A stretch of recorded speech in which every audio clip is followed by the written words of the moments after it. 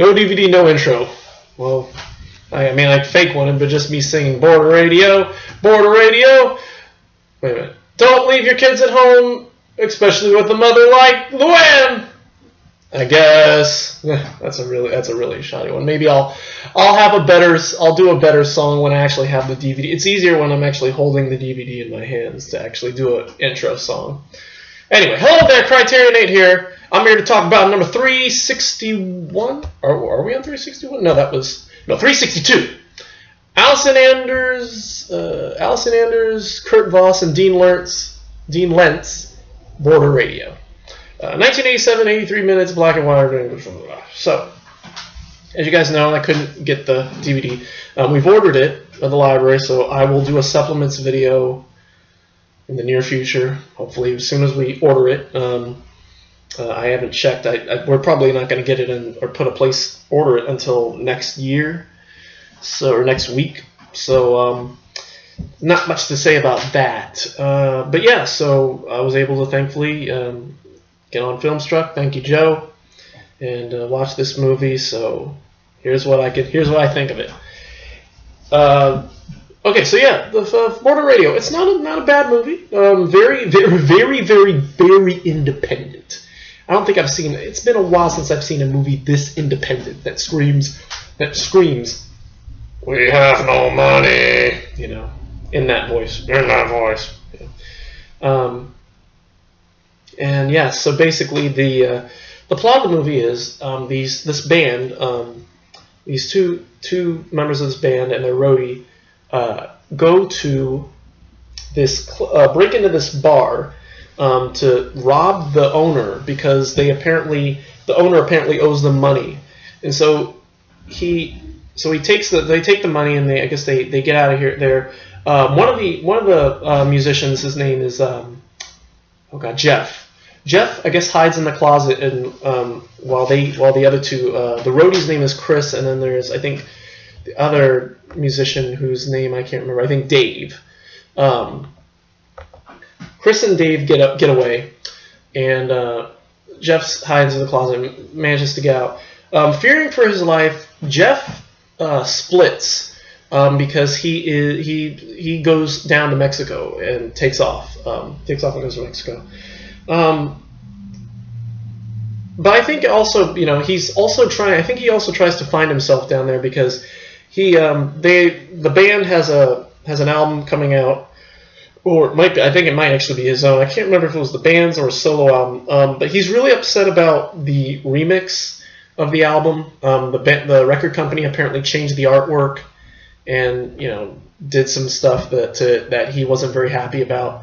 So because of that, he decided to just get away from the record company, and they're calling him nonstop and they're actually calling for his wife.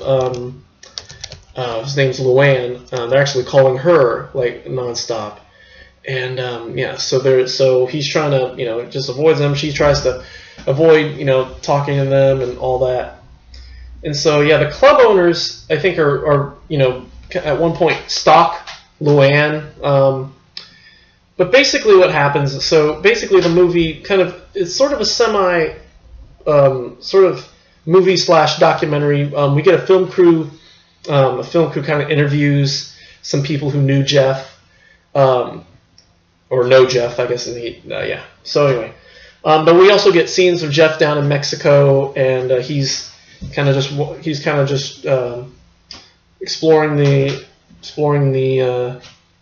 scenery and playing guitar for Mexican people, and they sing with him and all that. And yeah, and at one point he actually burns his guitar. This really iconic scene where he burns his guitar on the beach.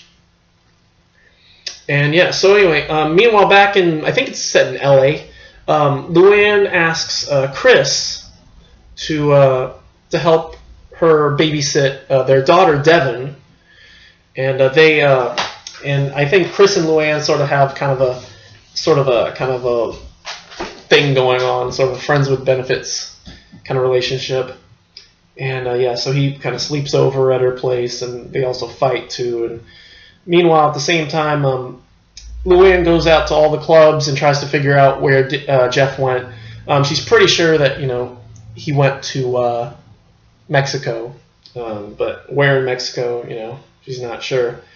So anyway, so at one point, I think Dave, one of the other members, hassles Luann, and she gets really upset with him, and basically, and eventually he ends up trying to beat up Chris, and the three of them eventually finally go down to Mexico to try and find, because I think what happens is actually Chris finds Jeff. Chris drives down to Mexico and finds Jeff. Then he comes back and lets Luann know. And so Chris, Luann, and Dave all go down to Mexico to find Jeff. While at the same time, Jeff comes back home to L.A. to find out that Luann's gone, and this one punk girl is babysitting his daughter. And he's kind of upset by this. Meanwhile, but she actually tells him that she really likes the album. And the record company, his solo album, or the album that he's working on, it must be a solo album. And so he ends up, the record company actually is going to take a single from it. And Jeff hears this and he smiles, and I think that kind of like gives him a little more hope for the future. Meanwhile, the three of them, Luann, Chris, and Dave, are all down in Mexico yelling at each other. And from that point on, they split. Chris goes off to Europe and announces that he's going off to Europe. And I guess Dave and I don't remember what happens with Dave, but Luann goes back to L.A., I guess. And at the end of the movie, we get little interviews with everybody from the people who are interviewing. And Luann has effectively split from Jeff, and she's still writing. I guess she's kind of she writes reviews, but she's also working on a book. And she says she likes it because she gets to spend more time with her daughter and be more of a parent, which she thinks is really cool. And then shortly after that, we get a really depressing scene of Devin, the daughter, sitting in like this musical Ferris wheel, this little like looked like one of those toys that you sit in outside of the shopping mart to put your kids on, and and it's just, she looks depressed, and I'd like to interpret that that's like Luann's idea of parenting, which is pretty sad, Chris seems to be doing okay. We pick him up after his trip to Europe, and he talks about, does he still keep in touch with Jeff? And he's like, yeah. I don't think he doesn't give a direct answer, but anyway. And then finally, we see Jeff's album. We hear, I guess, a little bit of what Jeff's album is supposed to sound like, with this like kind of rocky, punkish kind of sound, but with kind of an accordion over it, playing kind of a Spanish melody. And I'm thinking, I think that must be kind of like what the assumption is that the music, his trip down to Mexico really inspired his music, and so he brought a lot of that into his album. And there's a lot of music in the 80s where it's kind of like blending sounds, blending different sounds. A lot of punk artists and heavy rock artists were kind of were like bringing in other influences to their music. And so that was really cool. And again, the soundtrack's fantastic. Jeff, what was his name? Jason D, who played Jeff. Chris D. Chris D, who played Jeff, was a member of a band called the Flesh Eaters, as well as I think Dave Alvin too, maybe even Chris Shear. They're all members, and there's a lot of punk music in the music and all that, and a lot of punk music in the movie. And so if you're a fan of punk music and you're a fan of like kind of like that mid 80s kind of punk vibe, then this is this is a good movie for you. My brother Josh used to work in a clothing store that played movies in a little TV all the time, and I have to ask him if this movie ever played, because this movie definitely fit the aesthetic of that store. And Anyway, I don't have much else to say. Border Radio, it's a really interesting movie. Not one I definitely need. Not one that I'm too interested in watching again and again and again. But yeah, I mean, it's got some interesting characters. I think once you get into it, it starts off a little confusing, but once you get into it, it makes a lot more sense. I think I really kind of side with Jeff. I mean, there's everybody wanting to find Jeff, but Jeff, when you get the scenes with Jeff, he's really an interesting character, and I really like him a lot. So I mean, a lot of people, I think some people consider him to be a loser, but honestly, I think he's just definitely trying to start something new, and he's just trying to get away from it all, and he has every right to do so. So yeah, I like Jeff, and yeah, I'll give the movie, and again, I like the really guerrilla style of the the independence of it all. I'm gonna give this movie. What do I give this? I want to give it an A. Give it an A. Fantastic movie. Not one I may buy, but it's good enough that I like it. I like it a lot. It gets an A from me. Supplements, of course, but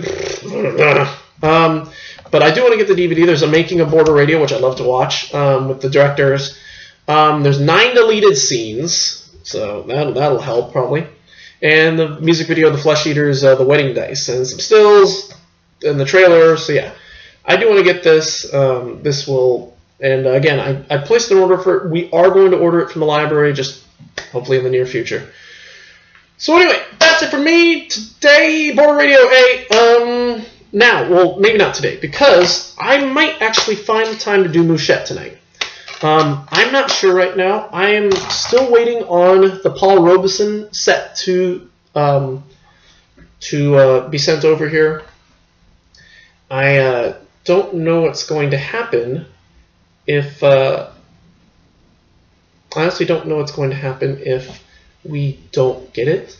Obviously, the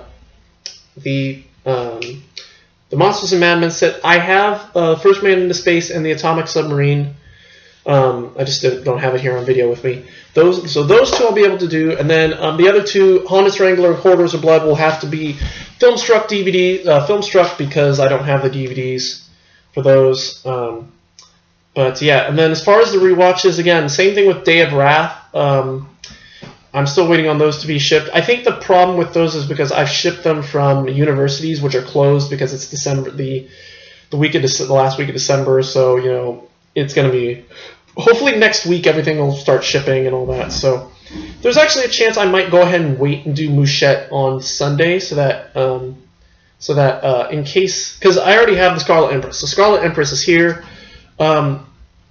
And I just, I don't want to leave, because if I do Scarlet Empress on Sunday, then the week after, in case I don't have Day of Wrath by that point, I'll have a rewatch to watch that day. So, yeah. So anyway, we will see. More than likely, I'm going to go with the latter and just wait for Mouchette. So, but you never know. You never know. My time might open up and all that stuff. So, anyway, in case I don't see you before the Happy New Year.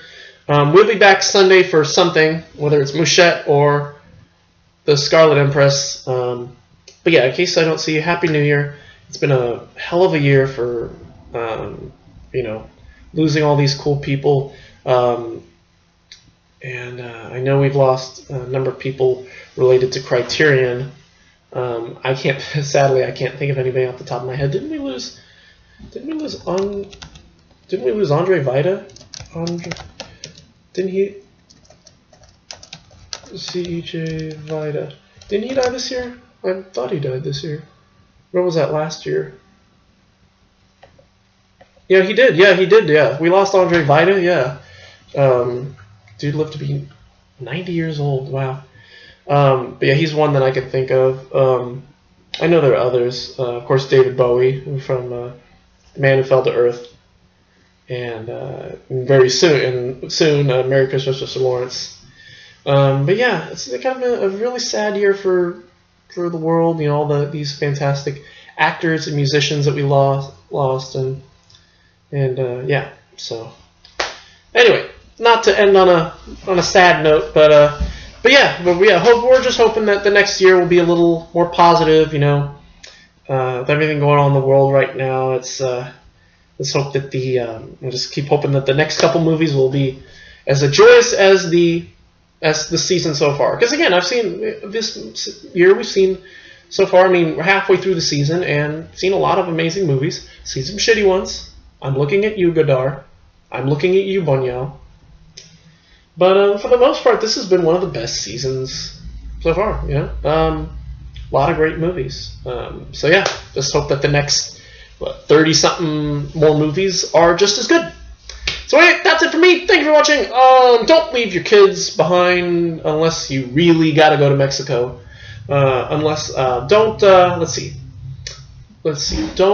leave your kids on those those musical Ferris wheel things outside of stores.